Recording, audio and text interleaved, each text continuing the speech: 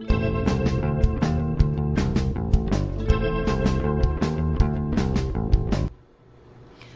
everyone, welcome back to my channel. My name is Brittany. This is the Brittany React Show.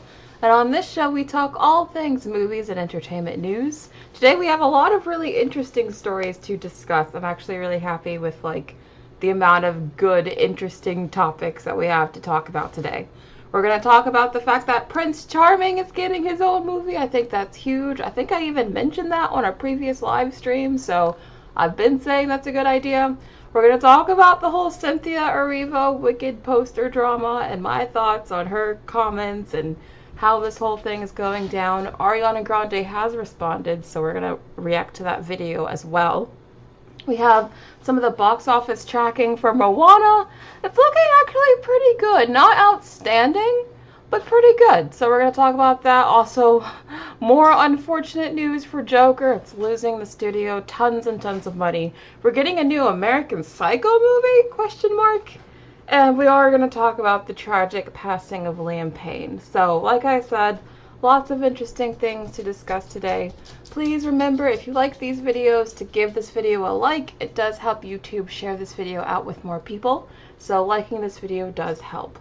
But how are you guys doing? Hi Prototype, hi Natanya, hi Ethereal Dragon, hi Alexander, hi The Boy, hi Rachel, hi Fake Mustache, hi Bouncy Clouds, hi Astronomy, hi Cheetah Viper, hi Alexander, hi Natanya. Thank you to each and every one of you who comes to my show every day. Hi Gibby. I deeply, deeply appreciate you guys always being here and coming to my shows, especially when you're early. I do see you guys. I know Natanya, you're always the first person to comment, so I just want to say I do see your support and I appreciate it. Alright, like I said, we actually have a lot to go over, so I do just kind of want to jump into the news first. Yes, Alexander, I was a One Direction fan. Still am. So yeah, it's been an emotional past few days for me, not gonna lie. But anyway, let's get into the news like I said. So, Joker, not doing well. Not doing well at all. It earned $7 million domestically this weekend, and it's third week. Third! That's how badly Joker is doing. These numbers are embarrassing. There's just flopping, and then there's just doing, so freaking embarrassing that it's I feel sorry for you. And that's kind of where Joker 2 is at. It's just it's already dead. It's already dead. You don't have to keep hitting it.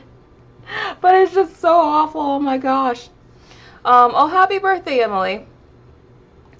But it doesn't stop there, guys. It doesn't stop there. It only just crossed 165 million globally, which sounds alright until you hear that it had a budget of $200 million. $200 million. Remember, they thought this, because the last movie was so successful, they thought the sequel would do even better. So they gave it a bigger budget. Obviously, that was not the right move, because they're definitely going to lose a lot of money. And that Warner Brothers just has no faith in this movie anymore, that they're already rushing it to digital platforms only 25 days after its release. You know a movie's doing horribly when the studio's yeah, there's no more money to be made in theaters, let's try to make some money at home. And less than a month after its release and you are going to be able to watch it at home. Again, that is embarrassing. I'm seeing men say, is that really bad? Well, yes, it is bad. You know why this is all bad? Because it's projected to lose. Joker 2 is projected to lose $150 to $200 million for Warner Brothers Discovery. Up to $200 million, y'all. So yeah, this is very bad. So you guys gotta remember, maybe this doesn't look terrible, on the surface, but you have to remember that the studios are not going to take that entire number. The theaters get a cut of that number, plus that number gets divvied out into a bunch of different places. It's not like Warner Brothers gets to take that entire sum total. So yes, this is very, very bad. They're going to be losing up to $200 million. We will not be seeing a Joker 3 or any sort of musical DC movie for a long time, is my guess. Are you guys surprised by this? Are you not shocked? What are your thoughts on how badly Joker's doing?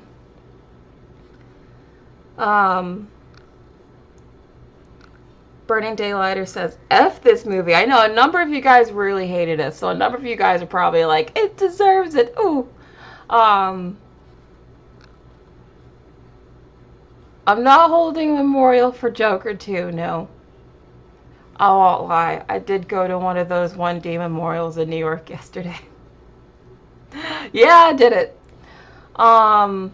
Ethereal Dragon says movie studios should have a clause that if movie bombs and the writer and director don't get paid. I don't know about not getting paid at all, but definitely like no advance, no residual, no like extra money on top of what they got paid up front for sure. And I'm pretty sure that's already in their contracts. Yeah, I think, even though I love musicals, I don't think that Joker is the kind of character that people want to see in a musical. I think the whole, like, conception of this movie was flawed from the beginning. Yeah, they had no screenings, Rob. That's a great point. They had no screenings. I guess they just thought they were very confident in this movie. But definitely they were way too overconfident. You know what's also doing terribly? Megalopolis! It only just crossed 10 million globally, and the film had a $120 million budget. This is a disaster! Disaster! Oh my gosh! I still haven't seen this movie. I really want to. But like, honestly, I'm not in a rush. I'll probably watch it when it's like on digital or something. But yeah, really embarrassing.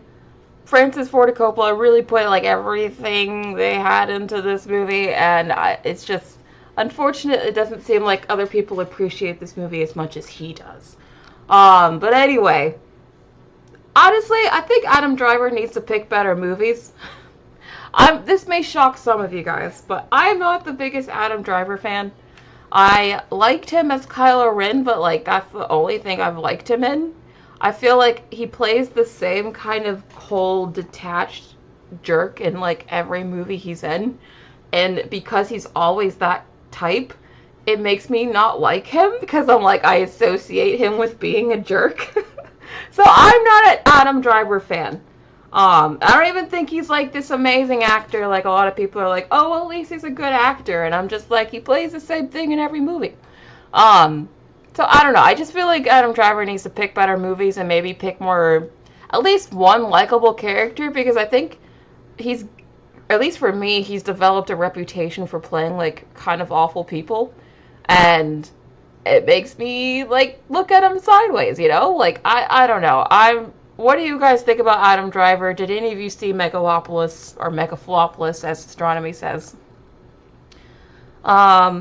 Oh, okay. Fake Mustache says you think there are more flops this year than last year. I think last year had more like big, super high profile flops, but this one might have just like a nice variety of kinds of flops. Okay, Burning Daylighter, you agree with me, yeah. Oh, Ethereal Dragon, you said he's like K-Stew. I don't know. I actually, believe it or not, I think Kristen Stewart has more range than Adam Driver. That's how much I don't care for Adam Driver or his acting. See, I see a few of you agree with me. So yeah, Mitchell doesn't like him either. Okay, so some of you agree with me. That's great.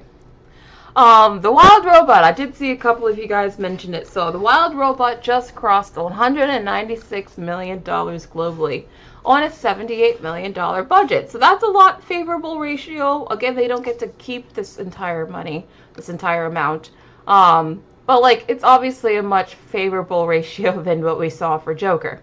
And it's already been greenlit for a sequel, so clearly DreamWorks is happy with its performance. And you know what's funny? We do have to put a tiny asterisk on it, because apparently many teenagers under the age of 18 were reportedly buying tickets for The Wild Robot and sneaking into Terrifier 3 during the film's opening weekend. So we're having a bit of a switcheroo moment. So some of, Wild Robot's money might actually be for Terrifier, but I just thought this was really funny. And it reminds me of something I did when I was a kid. Yes, I did this once. I wanted to see, what was the movie? Oh, right. I wanted to see Gone Girl, but me and my friend, we weren't old enough yet. So we bought a ticket to Frozen. We bought a ticket to Frozen so we could sneak into Gone Girl. So yeah, I've done this. I am guilty of this. But I just thought this was really funny. Has anyone done this? Has anyone? Be honest. This is a safe space. You can admit it here. Evil Connor says this would have been you. Yeah. Oh, you're one of those teenagers, Nate? Oh, that's funny. That's really funny. Why are you mentioning Aquafina, Ethereal Dragon? This is an Aquafina free zone here. I have not, Will. But anyway, I just thought this was really funny and I wanted to bring that up. So, Alien Romulus ends its run with $350 million globally, which makes it the highest grossing horror film of 2024. Because I love the movie so much, I still would have loved it have made like even more. But I'll take the highest grossing horror film of 2024. That's still like a nice feather in its cap, so not bad, not bad. I'm hoping this means we get more of the same cast because I really like this cast and I want to see the story continue, or at least the ones that survived anyway. So I'm hoping that we do get to see more, especially that I forgot his name. The black robot guy. I really like him. I want to see him come back. But anyway, very happy for Alien Romulus. Couldn't have happened to a better movie. Moving on. Beetlejuice 2! Beetlejuice 2 crossed $420 million globally. Again, this is another movie that I really expected to do even better. Like, this is only kind of so-so in my opinion. Like, it's definitely a success domestically, but like, I feel like the global number is kind of weak, surprisingly. So I guess this is just a franchise that appeals mostly to Americans. But at least the budget was small, so it's definitely like, okay, it's not like a flop or anything. They're definitely probably going to make another one. But honestly, I really expected this to do better than that. Like, I thought this would be like one of those surprise mega hits of the year, and this would make like at least 700 million plus, but it didn't. So I'm a little surprised by that. Yeah. Anyone surprised by this number? Did you think it would make more or less? What did you think? Evil Connor, you got in trouble for that? Oh. Rob says, but in the best, is it the best horror film of 2024? To be honest, I haven't seen it, like, all the horror films of 2024. Like, I haven't seen The Substance, but I'm really wanting to see it now, just because it looks so good. But out of the horror movies I've seen, it's probably my favorite. Yeah, fake mustache, you expected more as well.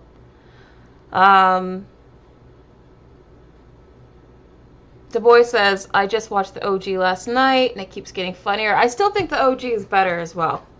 Yeah, I expected a little better, to be honest, but, you know, it's not a flop, so it's okay. Now Smile. Smile, this is another horror movie I haven't seen, but it's doing all right. It earned $23 million in its domestic opening weekend on a $28 million budget, so that's strong. That's really good. Worldwide, it opened to $46 million, so for a horror movie, this is like pretty strong. And it got a B cinema score, which means that the people who saw this movie actually liked it. So that's as good for the Smile franchise. We'll definitely see a Smile 3. This is another movie I actually do want to see. I just haven't seen it. But it looks really good, and apparently people are liking it. So prepare for more Smile movies. Anyone interested in the Smile franchise? Who here actually likes horror movies? I know I don't talk about them a ton, so like, does anyone actually see these movies? Nick says, I'm positive they will name the third one Beetlejuice, Beetlejuice, Beetlejuice. Yeah. I mean, just add another Beetlejuice for every movie. Nicholas says, your friend's 17-year-old daughter had no idea what Beetlejuice is. I can see that. It is a very old movie at this point. Okay, Burning Daylight, you're a fan. Okay. Seeing lots of horror fans. Okay, maybe I should start mentioning or talking about the horror movies. Or maybe I should see more horror movies. I don't know, maybe I should go and see Smile or something. We'll see. I'll let you know. Venom is on track to have the lowest opening of the trilogy with 70 million in its domestic box office opening weekend.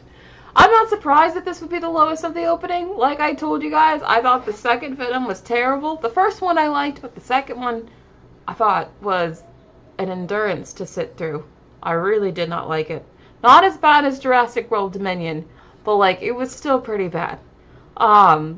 So I'm not surprised that this is going to be a lower opening. This is still crazy high though. 70 million, that's like, objectively that's still like a really good opening. It's just, yeah, I'm not surprised that this is the lowest. I think the only reason these movies are doing as well as they are is because people really like Ed Hardy. Like not Ed Hardy. I said Ed Hardy, oh my god. Tom Hardy. People really like Tom Hardy. Because I think people like the banter between him and Venom. Because 70 million is still pretty high for these kinds of movies. But hey, people are still showing up at least. Anyone still excited for Venom? Oh, well. I'm sorry. Oh yeah, we're also getting more Megan. I'm looking forward to Megan, I will say. Little Danny, I would say yes. Not everyone's a Venom fan, it seems. I think it'll do alright. It'll do okay. Now Moana. Moana is tracking to earn over $100 million in its first 5-day domestic opening weekend. Now, Deadline is framing this as this being one of the best openings of the year. And while that might be true, I actually think this is kind of a disappointing opening. And let me explain. So, this is not 100 million over the 3-day. This is 100 million over the 5-day. Which means that the 3-day opening is actually going to be a lot less than 100 million. Which, if this were a normal opening weekend, that would be very disappointing for Moana. Like, very disappointing. So, I'm a little surprised by this. I mean, this means that Wicked is currently tracking better than Moana.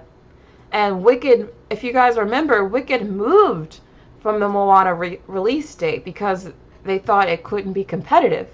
Yet now we actually are seeing what the tracking is like for both movies, and Wicked is way out tracking Moana.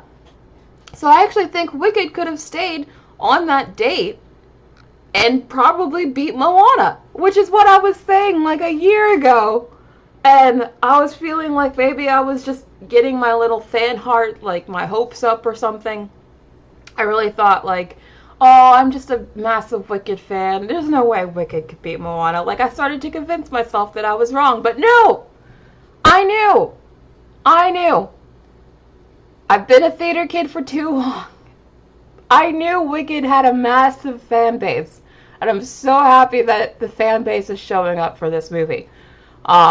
We'll talk about Wicked later with the Cynthia Erivo drama, but like, no, I did see this coming. Have I not been telling you guys I think Wicked could be massive? Hell, I've been saying I thought Wicked could even be like up there with Deadpool and Wolverine, and the tracking is not far off. So I was right. I'm just saying.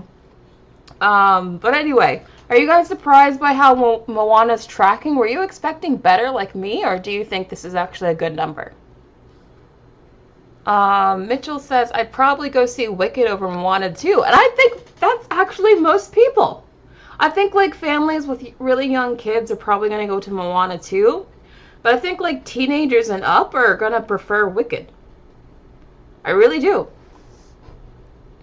Yeah, we'll talk about the Cynthia stuff. Lil Danny says the marketing for Moana 2 might be worse than the marketing for Sonic 3. Where is the marketing for Moana 2? That's a great point. Well, we're also going to talk about the crazy marketing for Wicked because it's pretty insane. But like, no. Where is the marketing for this movie? I do feel like it's very quiet. Okay, Rob, you think this is good. Remember, this is over 5 days, not 3 days. But Rob thinks this is good. Margot says, I want to go see both, but I love musicals, but I felt Wicked will get more money than Moana. So you guys seem to agree with me that Wicked is probably going to be the bigger movie out of the two, which I think probably will surprise a lot of people in Hollywood. But it doesn't surprise me. But yeah.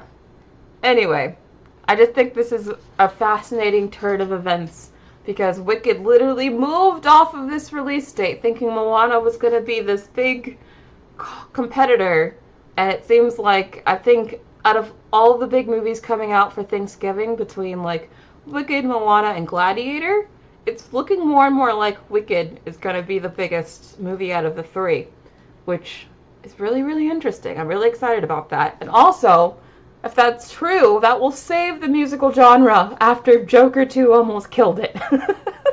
So I'm glad that this movie's coming so soon after Joker. So Hollywood isn't like, well, that's it. Like, musicals are dead. No one wants to see musicals, because Wicked's about to prove that's not true. So I'm happy about that as well. DD, thank you so much for the super chat. Did you see that Deadpool just beat Barbie in the box office? I'm probably one of the few people who was happy about that. I'm pretty sure that was the domestic box office, because the worldwide box office, I don't think Deadpool is beat yet. But I know, DD, you like Deadpool more than Barbie, but I liked Barbie more than Deadpool, so I think Barbie deserves more respect, but that's a different conversation for a latter day. But thank you for the super chat, DD. I appreciate it. Save the musical, save the world. Exactly, exactly. Anyway, oh yeah, Mitchell, you forgot Gladiator was even coming out. I kind of feel bad for Gladiator. I think Gladiator is about to be like smushed between two giant movies, and we'll see what happens, but I have a feeling it's going to get left behind. But moving on, though. Moving on. We do have some AI news. Just briefly, we need to go over this because it's a big deal. So Blumhouse has partnered with Meta to develop short films using Facebook's new AI tools. Innovation and tools that help those artists better tell their stories is something we are always keen to explore. Now, this is a big deal. This is a very big deal, and this is like the domino and the first domino and the AI potential apocalypse that seems to be coming for Hollywood. So what this is Meta, which you guys know is Facebook, Mark Zuckerberg's company. You know, he's really been into AI recently, and he's spending billions of dollars on building, you know, the future with AI. And they're now Blumhouse. You guys know who Blumhouse is, right? They're known for like a lot of the horror movies. They did Megan, as we were just talking about. So it looks like Blumhouse is teaming up with Meta to create tools to make AI short films. Which obviously that's only the beginning. It's going to expand to like them being able to use the AI stuff for their actual movies as well. But of course, I don't think the tech is there yet, so it looks like they're just kind of experimenting by doing short films. And this is a slippery slope. This is a very big slippery slope. If this is successful, if they can make something that's actually watchable, that does well, this will encourage every studio in Hollywood to do the same. And then there's no stopping the AI takeover then.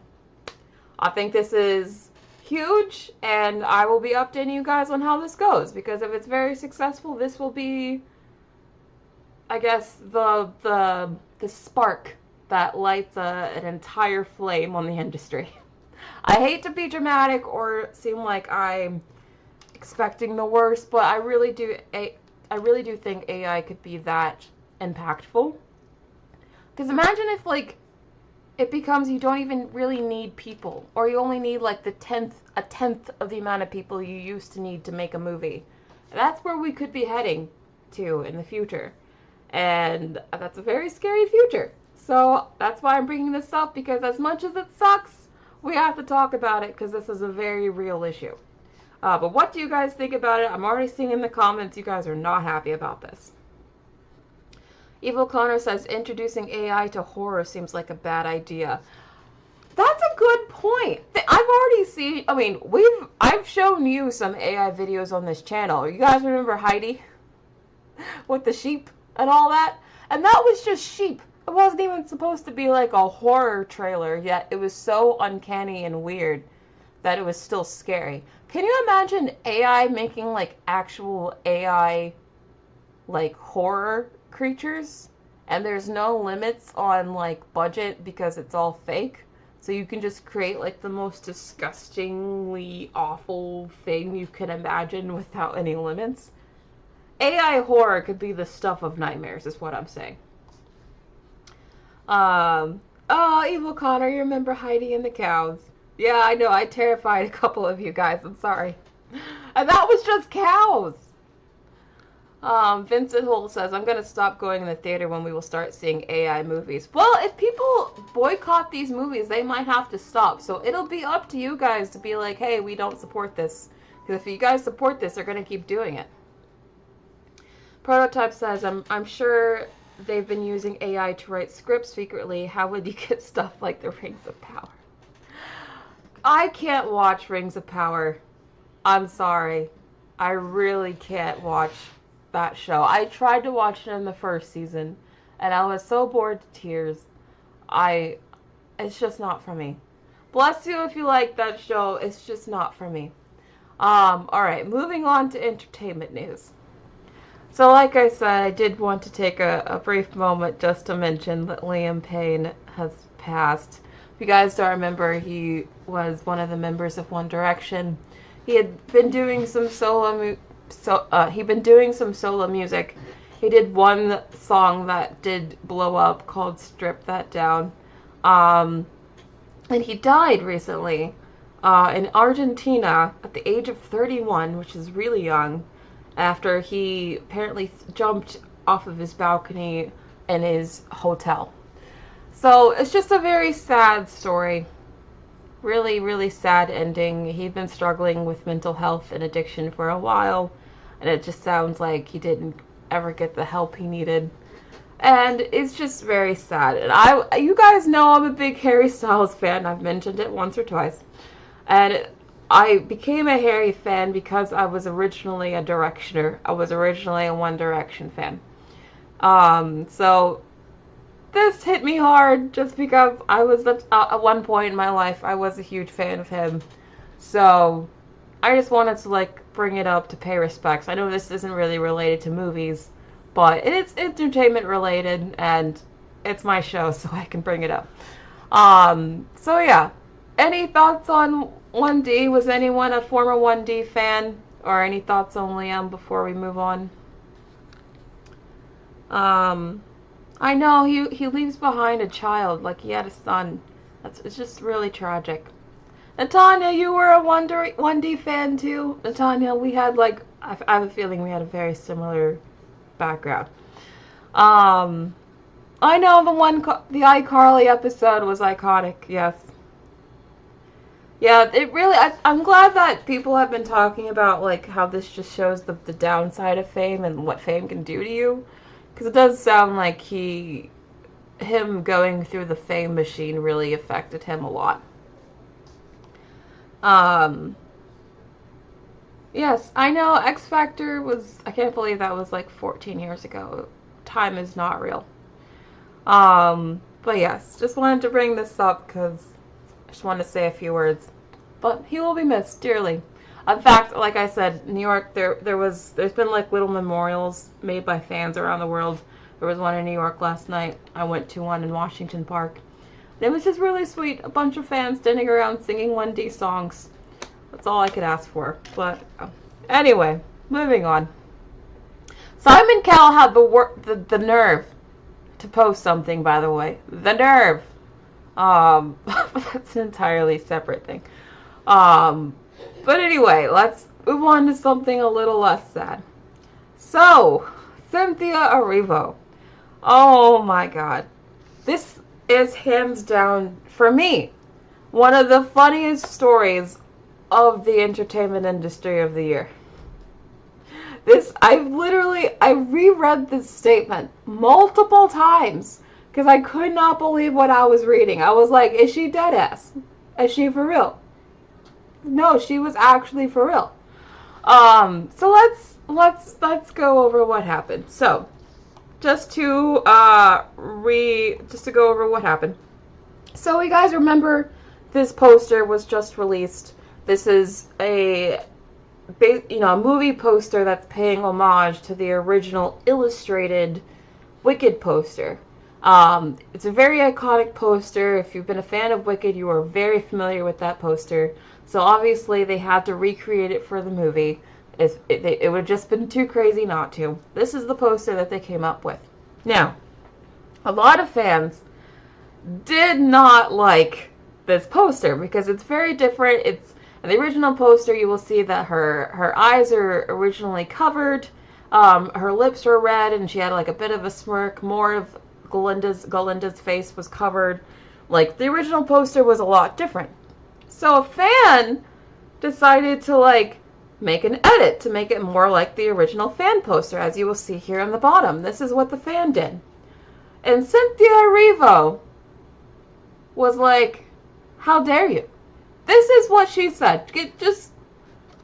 Lord, this is what she said. She said, regarding this image, this is the wildest, most offensive thing I have seen.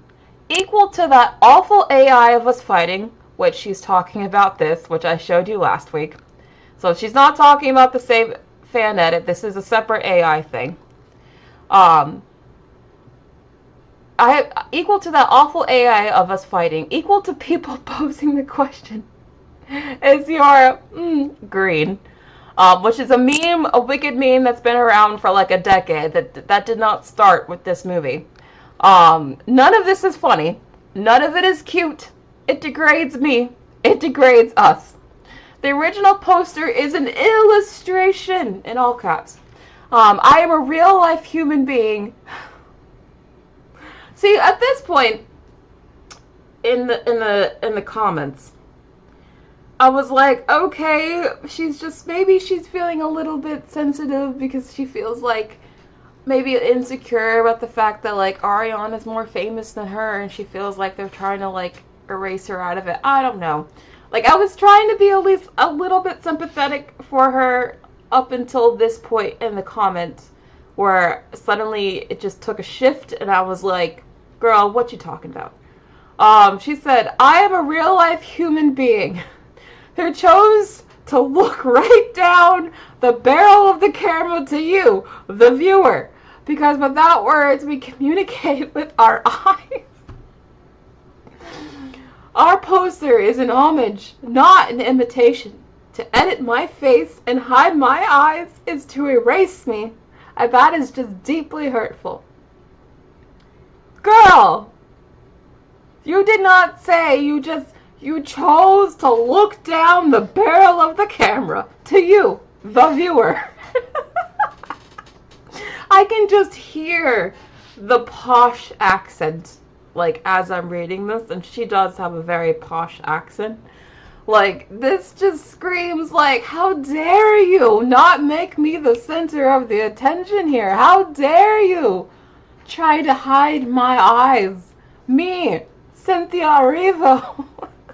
Like, it just screams like being so, like, she feels like she must have this ownership over the character when she doesn't actually own it. She's just renting it. At this point, this musical is so iconic, these characters are so famous. Elphaba the character is more famous than Cynthia Erivo the actress. I'm sorry, but if fans wanted to edit a fan-made poster to make it more like the original Broadway poster, that has nothing to do with you. That was not some malicious thing. That was just a fan who was already a fan of something, but way before you got attached to it, just wanting to interact with something because they're excited. Like, you do not own the character Elphaba. People can erase you, even though that's not what's happening here, but even if it was, people have the right to do that because you are not the first person to play this character and you are not the last. So, all of this entitlement and the whole I chose to look down the barrel of the camera to you, the viewer, because without words we communicate with our eyes. It's so like, get out of your own ass. I'm sorry. Take that stick out before you turn it into a diamond and just like go do some yoga or something. I don't know. Because I don't understand how you look at this, right? And you think this is the most offensive thing you've ever seen. Like, I envy your life if this is the most offensive thing you've ever seen. A fan-edited poster. I'm sorry. She either is not on the internet, like, at all, and so she's not used to seeing stuff like this, or she's completely delusional on her level of fame and impact, or even relevancy. Even in this movie. All of this just screams tone deafness and a lack of awareness on her own image and level of fame.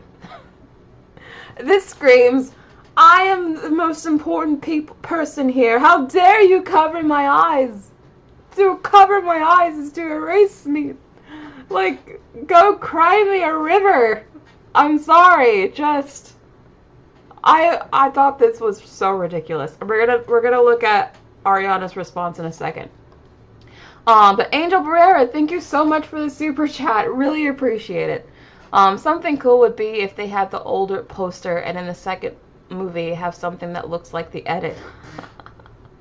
I don't think they would do that now just because, like, are you going to offend Cynthia Erivo? I mean, look, she's looking down the barrel of the camera. You can't erase her. You can't. I'm sorry. I think that's really funny. No, she couldn't last an hour on Stan Twitter, Alexander. Like, she could not. That's why I'm like, she must be the most offline person in Hollywood. Because how is that the most offensive thing you've ever seen? You must not go on the internet much. It's like, is this your first day here? Is this it? She's a brat and delusional. She's definitely delusional, that's for sure. Rob says the point of the poster is the studio did a lazy job. I don't even think that it's a lazy job. I think it's the fact that they didn't want to hide any of the characters' faces or any of the actresses' faces. Because even Ariana, her hand is supposed to be higher up, and that's what the fan edit moved to. See, Ariana didn't complain. Look, her hand was also moved to hide more of her face. You don't see Ariana complaining that she's being erased. So it's ridiculous. It's ridiculous. I'm sorry. Du Bois says, I'm totally gonna use the communicating with my eyes line. Oh, I've already seen this comic get memed to death. If Cynthia wanted more to be taken more seriously after this, I'm sorry, but I think she got the opposite reaction. People are already like using those lines against her, so I don't think she helped herself at all. And it's so dumb because this is like positive promo, even this stupid AI one. Like, this is like the kind of stuff that studios want organically because it means people are like actually excited for your movie. That's what it means. Like, people are promoting your movie for free. This is a good thing. And you may not, it may feel weird to you. I can get that, it feeling weird. But, like, this is objectively a good thing for your movie. So she's only hurting, like, people wanting to talk about her film. I think she's also hurting her own image. Because, like, who the heck wants to work with someone who seems like she can't, like, take anything, like, unserious? I don't know. I just thought it was a massive overreaction. I'm really glad that everyone's calling it an overreaction. I mean, even, let's look at Ariana. Ariana was asked about this whole situation. She gave the best answer, so let's just listen to what Ariana said. Yeah, I have been all. Obviously, Cynthia was upset about it. What was your reaction when you saw it? I think it's very complicated because I find AI so conflicting and troublesome sometimes, but I think it's just kind of such a massive adjustment period, and this is something that is it's so much bigger than us, and the fans are gonna have fun and make their edits, but of course, Sometimes it goes too far. I think so. And I have so much respect for my sister Cynthia, and I love her so much, and it's just a big adjustment period. It's like so much stimulation about something that's so much bigger than us. So yeah. She basically said she overreacted, and it's going to take some adjustment to dealing with all of this fan attention. That she basically said Cynthia did too much in like the nicest way possible and like the most polished PR answer possible. She literally said, yeah, fans are gonna do their thing, they're gonna make their edits, and there's just like an adjustment period. Like, she literally said in the nicest way possible, yeah, she did too much. Like, you can tell she clearly does not care, like, at all. But she also didn't want to be like rude and disrespectful to Cynthia, so like I feel like she gave the best answer there, but like you could tell even Ariana was like, girl, I don't care. Like, she does not strike me as someone who was offended by any of this. So I'm glad that, because I know like Ariana and Cynthia have been basically joined at the hip this entire Wicked promo. I'm glad that Ariana is like still making this like line here where she's like, yeah, I still respect Cynthia, but we very much disagree on this one issue. I'm glad that she's doing that. But yeah, very, very good answer, but basically the kindest way of her saying, like, get over it. It wasn't that big of a deal. But yeah. Any thoughts on the Wicked situation? I think Cynthia needs, like, Ariana's PR person or something. What do you mean? Arvin says Ariana don't understand because she is looking up, not down at the camera. I think she felt uncomfortable by the question. Because obviously, I don't think she wants to be, like, rude to Cynthia. But I can tell, like, she probably... let me tell you, Ariana's very online. Ariana always, like, sees the jokes and the memes. So I bet even Ariana was, like... She could tell, like, Cynthia's comments did not go over well. So that's probably why she didn't want to just echo them. Fake mustache says, Cynthia needs to teach me how to communicate with eyes. You guys are funny. Very funny. She's very much a meme now forever, Jason. It's so sad. That statement had the exact opposite effect she wanted. Like, the exact opposite. Anyway. Like I said, Wicked is promoting like crazy. Like, they've got a Target commercial. They've got Cynthia singing The Last Run on Defying Gravity, but it also looks like there's a ton of Wicked merch coming to Target. There's also like Wicked Build-A-Bears too. So like this marketing promo is very much reminding me of Barbie and the fact that it's just everywhere. Yeah, and then she sings a note at the very end. Very interesting. Very interesting. But we'll see. I mean, the tracking for this film is incredible. Like, so far they're saying that it could open over 120 million opening weekend, which would be fantastic. So if they can actually achieve that, I mean, all this marketing would have been worth it, because clearly people are excited for this movie, regardless of how Cynthia feels about that excitement. But anyway, any more thoughts on Wicked before we move on from this movie? Did I miss a super chat? Going back up. Oh, I did. Nick Just, thank you so much for the super chat. Imagine being a Wicked fan and making a fun fan edit because you're excited, and then you get accused for erasing someone from existence.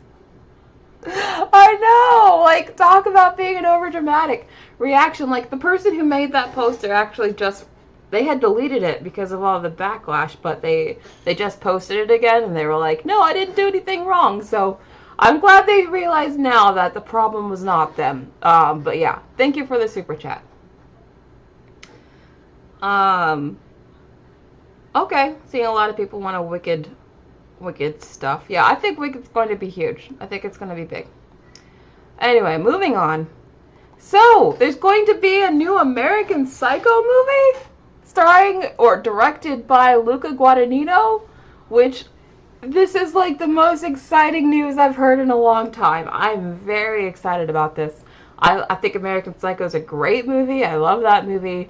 I think Luca is one of the most exciting directors working today. He made Call Me By Your Name, which is like one of my all-time favorite movies. The fact that these two are teaming up, I think that could be fascinating. And there's so much that you could talk about today as far as like business culture and how people are like, I think people are becoming more like overtly sociopathic. Like Patrick Bateman had to hide his sociopathic tendencies. Now I feel like people don't really even hide it anymore. So like I feel like there's a lot as far as like analyzing society and how like business and even like the tech bro culture has become like, I feel like there's a lot that they could talk about in today's like work culture for this movie, so I am very into this. Anyone else excited for this? And who would you cast as Patrick Bateman? People want Jacob Elordi. I can see him, honestly. I think Jacob Elordi has like the look for it, but does he have the acting chops? I'm not sure. Now, I actually think, has anyone on here online enough to know about Club Chalamet? If you know, you know. But Club Chalamet, of course, thinks that like Timothée Chalamet should reteam with Luca to do this movie, and I actually agree with her. I actually think Timothée Chalamet would be an interesting choice for this. Like, imagine Timmy playing like crazy and deranged. Like, imagine if he actually played Wonka how he should have, and like played Wonka as kind of deranged. I think he could pull that off. I do. I don't know, but what do you guys think of that idea, and who else would you want to cast as this role? I want to keep the character younger, like in their 20s, so I don't want to go with like an older actor. Evil Connor says he's skinny and creepy. Well, he's got the creepy aspect. Maybe he can bulk up a bit. Let's cast Jonathan Majors. I don't think it'll be Jonathan Majors, no. Concert Master thinks it's going to be Timothy. It might. I mean, he's worked with Luca a couple of times. Oh, if you haven't heard of American Psycho, Will? American Psycho is about basically a sociopath and who's like a secret killer. And it's about like the mind and life of the kind of guy that would be like a super charming, super successful business guy, but like hide the dark secret, and then he's just basically a charming sociopath. That's what American Psycho's about. It's a really interesting movie if you're into like psychological movies. Ariana DeBose, Evil Connor. Jacob Tremblay. Oh, I couldn't imagine him in this. No. Ezra Miller. You guys are not serious. These are not serious suggestions. I missed another super chat. Oh, Angel, I'm sorry I missed your super chat. Okay, I'm gonna keep my eye open for the super chats. Something cool would be if they had the old poster, and in the second, no, I read that one. Did I miss another one by Angel? I think I got all the super chats. If I didn't get a super chat, let me know. We'll get to the Prince Charming thing in a minute. Robert Pattinson. I like the idea of Robert Pattinson. I really like that idea. That's probably my next choice. Okay. Seems like not everyone's on board with the Timothée Chalamet choice, but you guys are giving me some other good choices, and some of you are just like, I do not think they're going to cast Ezra Miller, guys. I don't think it's going to happen. But let's move on. So, yes, Disney is making a Prince Charming movie. Paul King actually is set to direct, so that's fascinating. I feel like I haven't seen a Paul King movie in a minute. I think this is a really good idea. I think this is a really good idea. I think this is, in my mind, I'm imagining this is going to be like the Prince Charming from Shrek. Like, you know, that character where he's just kind of like, maybe in the beginning he's the stereotype of what all the Prince Charmings are supposed to be, which is just like, kind of like an empty vessel, just like this generic charming dude. Like, I would love if he's kind of an airhead in the beginning, like a big himbo, and then he grows to be like a more complex, interesting person. I think that would be really cool to like watch as a movie. I think the Prince Charming idea is a really good idea, and it technically would be an original story, so it wouldn't be like based on anything. So I like this a lot. Who would we cast as Prince Charming? I also want to keep this young as well. In fact, they were considering freaking Chris Hemsworth. Who I like Chris Hemsworth, but he is way too old for the role. I'm sorry, but I think he's way too old for the role. I don't understand why they would choose him. I think he's a really bad choice, actually. Now, you guys are gonna laugh at me, but I'm gonna tell you how I feel. I think Harry Styles would be a good fit for this role. I do, genuinely. Not even as a fangirl. I do think he'd be a good fit. But who else would you cast as Prince Charming? Yes, this will be live action. You know what? I kind of don't want Prince Charming to have a princess. At least not just yet. I kind of want this to just be like mainly a Prince Charming movie. Yeah, I agree. Chris Hemsworth is a no. I'm glad you guys are agreeing he is not the right choice here.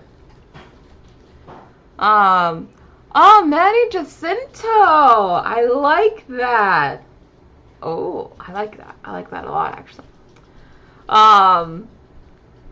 Okay, Jason, we are great minds think alike. Thank you. Alexander, yes.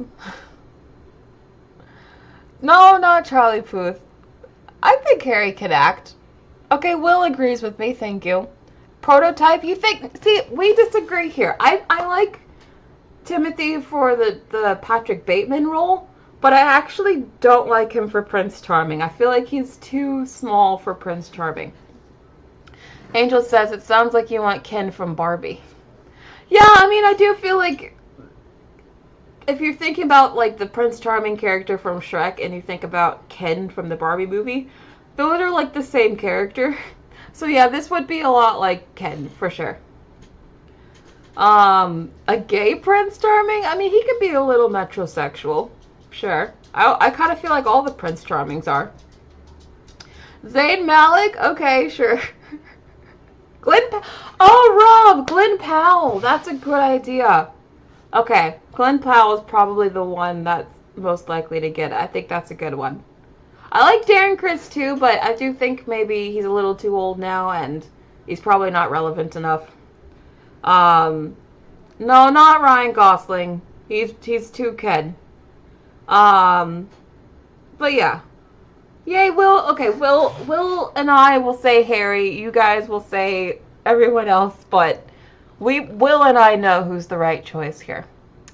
But anyway, I also think that, what was his name? Glenn Powell, like Rob said, would also be a good choice. So those would be my top two, Harry and Glenn. Alright, moving on. So Tom Holland has said he has read the draft for Spider-Man 4, and it's really lit a fire in him.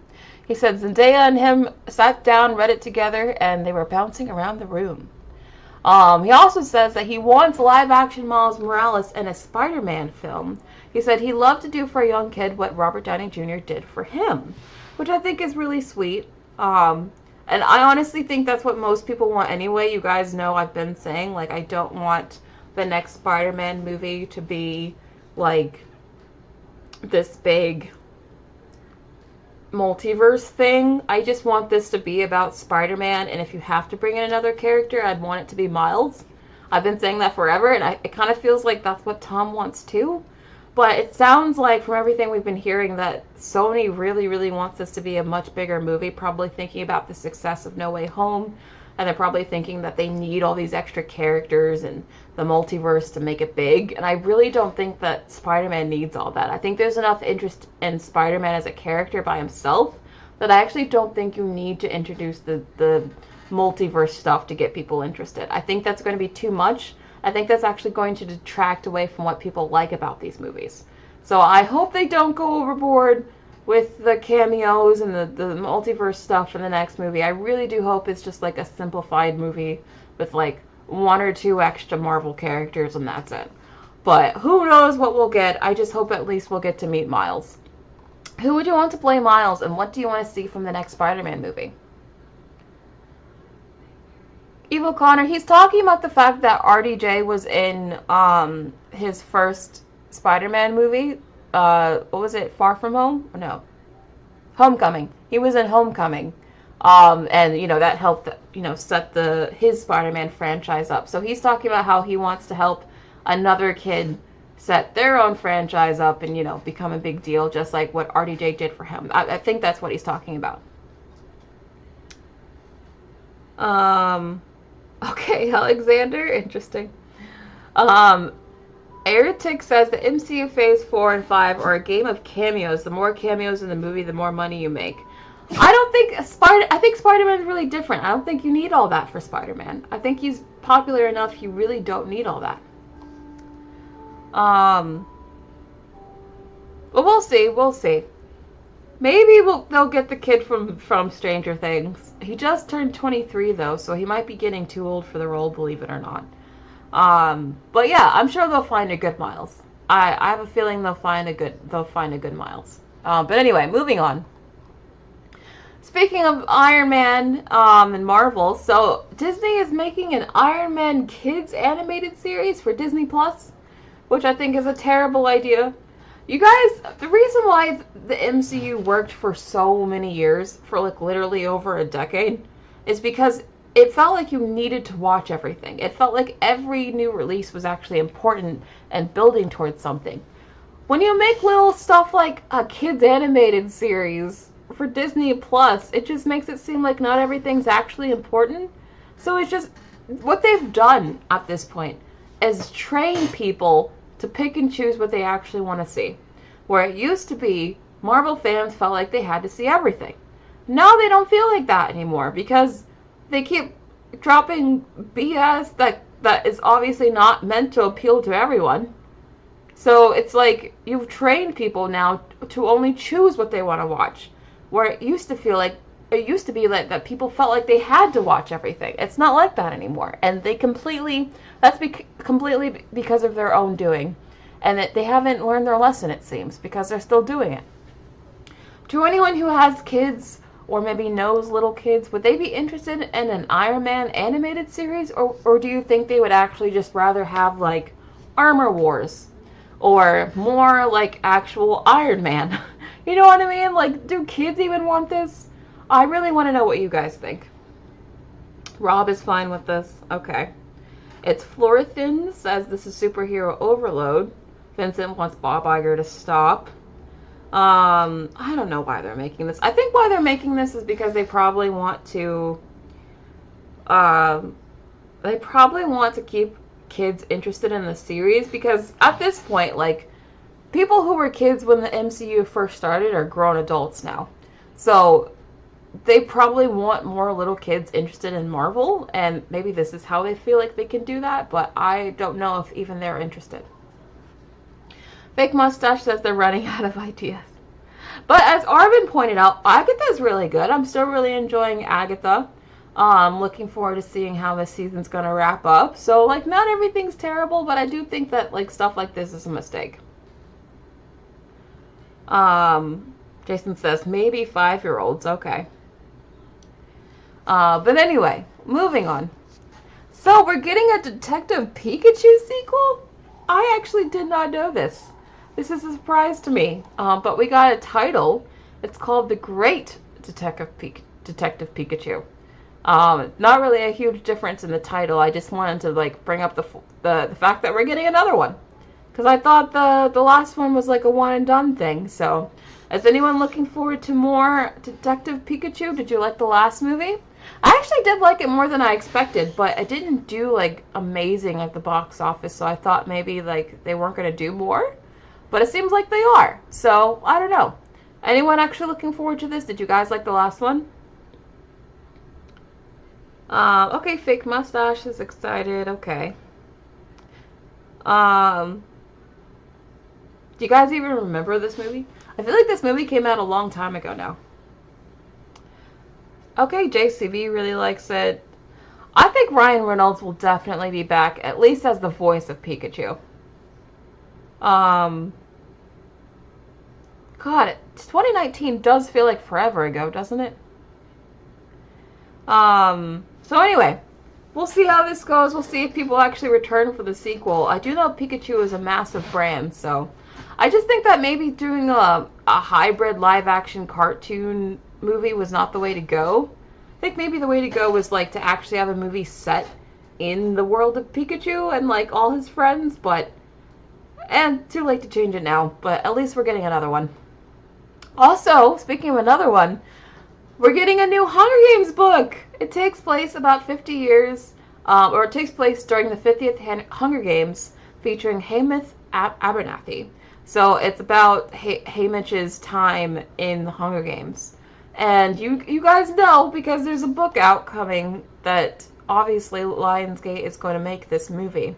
So would you guys be interested in seeing a movie about Haymitch's times in the Hunger Games? Would you want to see that?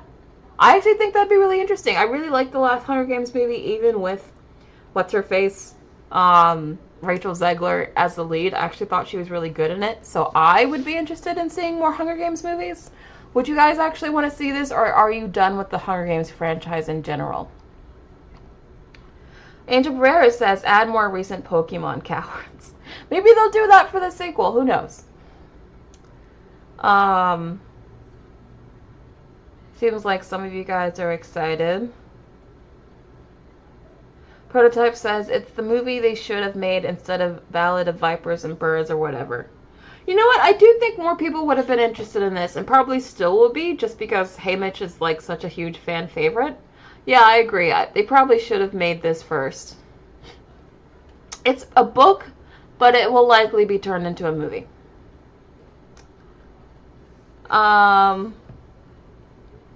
It's kind of a Haymitch origin story of sorts, yes. Rob says you've outgrown Hunger Games. Yeah. The last Hunger Games movie didn't do nearly as well as the originals, so I'm thinking that I think a lot of people might have outgrown this series. Even though I'm still interested in it, I'm wondering how many people still are. Boy, you've never liked Hunger Games. Oh no. Who would play Haymitch? That's a good question.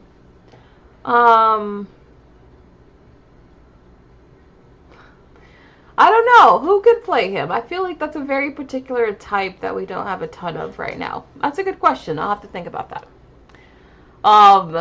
Also, apparently Daniel Craig and Rian Johnson are reportedly not happy with the fact that the Knives Out films are not getting a theatrical release by Netflix, which I'm so confused why they're just now angry about this, because I thought when Rian Johnson made the deal with Netflix, he knew that meant his movies weren't going to theaters, but apparently he's very upset about this. I feel like it's way too late. Like, duh. I mean, I'm sorry, but I don't feel any sympathy for them.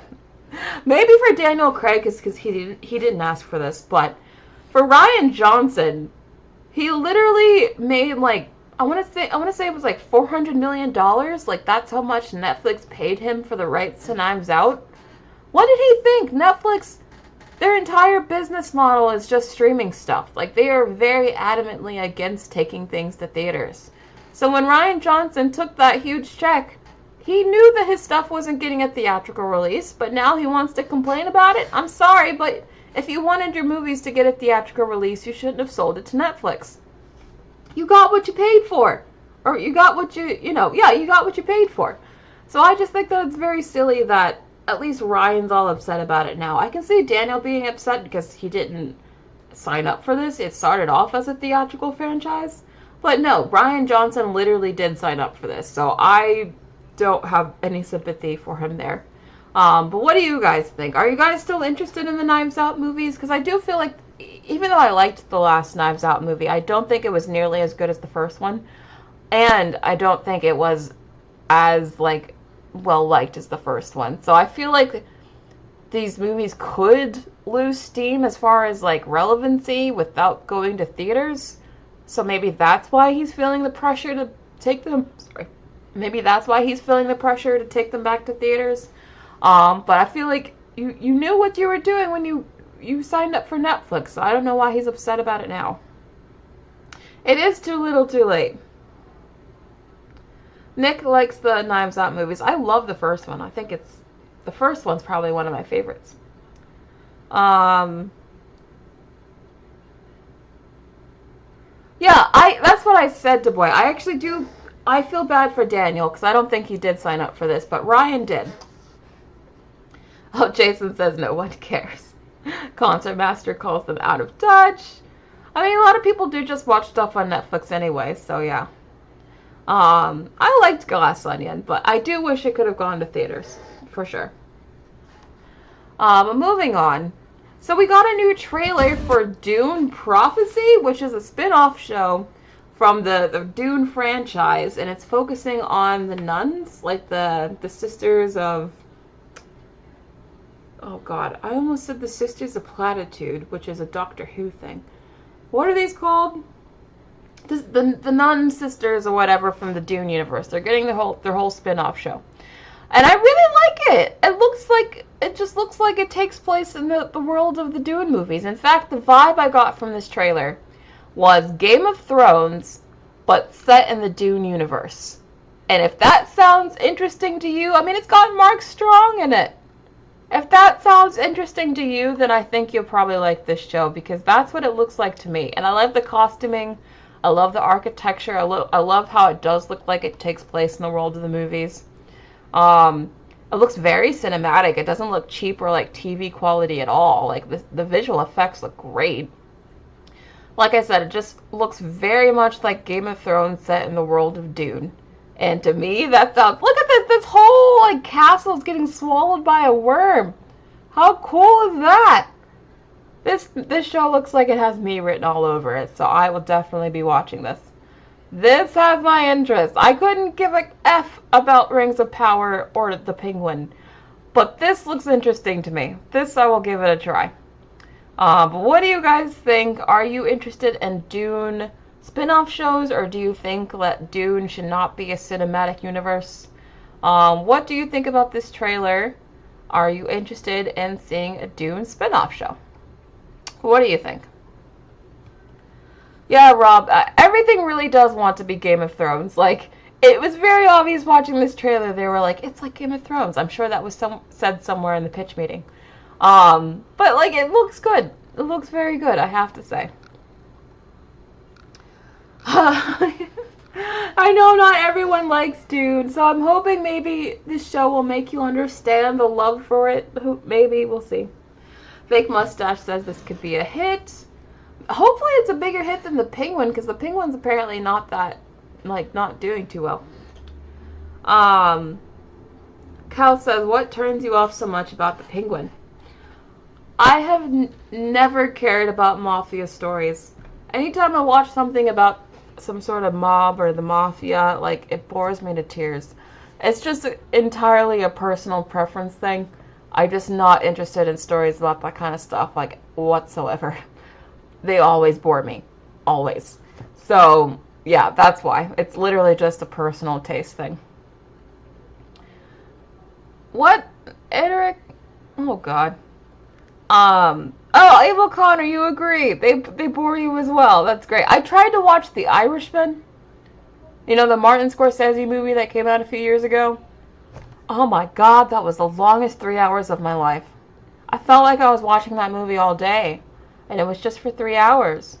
But that movie was so freaking boring. And, like, everyone was saying, oh, it's so great. Martin Scorsese's a genius. And I'm just like, this is the boringest thing I've ever seen. But it's just my personal taste. It's what I'm not interested in.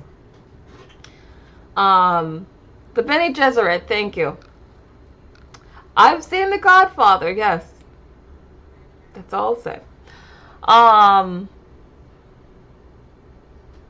Rob says, what if it's a crime story without the mafia element? I've never been interested in true crime. I've never even been interested in police, procedurals on TV. Like, my grandma loves Law and Order. I'm pretty sure she's seen every single episode of Law and Order that exists on the planet. And I can only watch, like, one of those at a time. It's too much. It's too heavy. It's too dark. I don't care about solving some mystery. It's just not for me.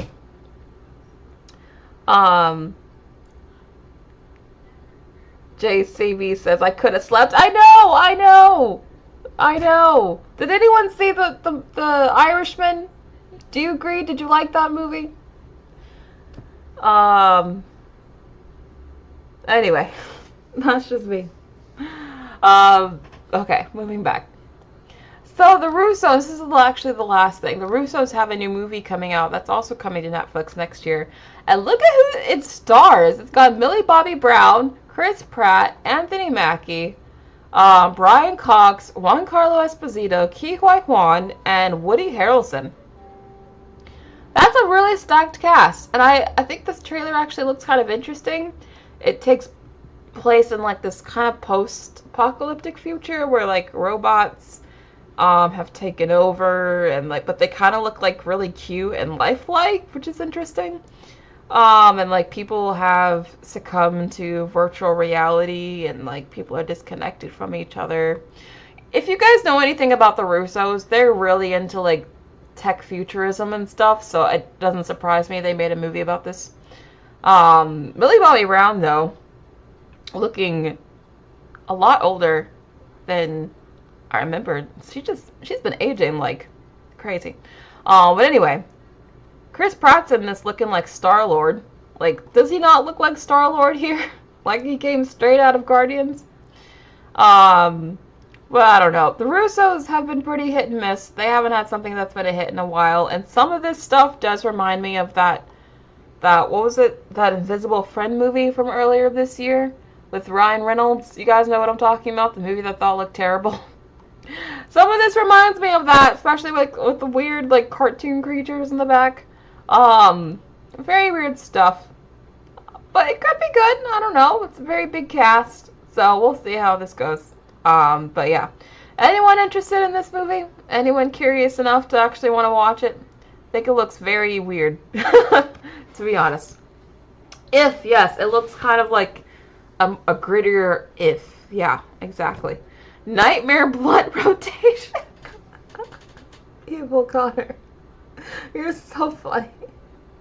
I feel like there's gonna be a lot of robot movies coming out. I don't think this is the end of robot movies. I think we're about to be in a robot movie renaissance.